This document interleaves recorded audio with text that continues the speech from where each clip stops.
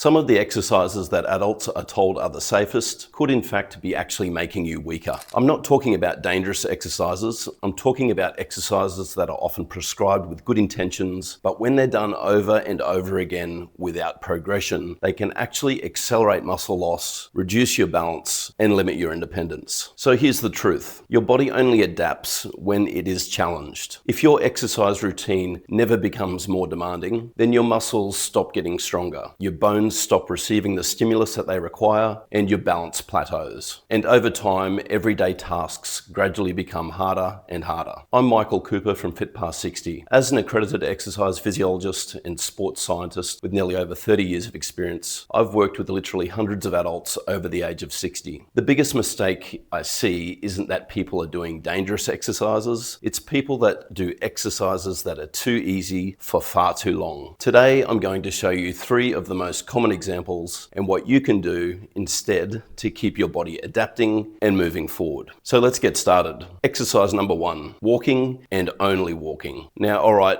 before anyone gets upset, walking is fantastic. It improves your cardiovascular health, benefits your mental health, it helps to maintain your mobility, and it's one of the best habits that you can actually have. But walking alone isn't enough. Walking places a relatively low mechanical load through your muscles. That means it does very little to preserve muscle strength and power once age-related muscle loss begins. After about the age of 50, we just don't want to lose that muscle mass. We also lose muscle power and we lose our agility. It's the ability to generate force quickly. Power is what actually helps you catch yourself when you take a trip, climbing your stairs, standing up from a chair, preventing a fall. The force that you create contributes to power. Now, walking doesn't adequately train those qualities. So what's the solution? Keep walking, but add 2 or 3 progressive resistance sessions every week. The soon to arrive Fit Past 60 resistance band longevity program will show you how, through the use of progressive resistance bands, you can actually regain these qualities. You can also use dumbbells and body weight exercises. That's the missing ingredient. Let's have a look at exercise number 2, endless seated leg extensions or leg lifts.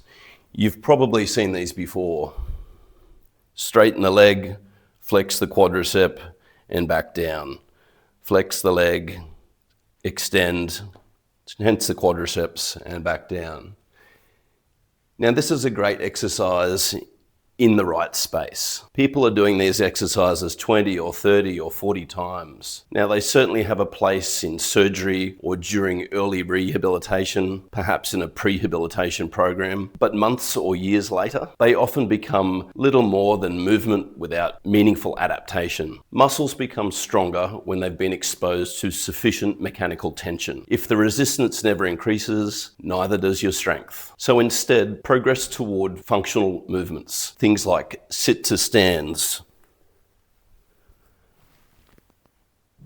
or step ups onto a step, even using a split squat technique for single leg work.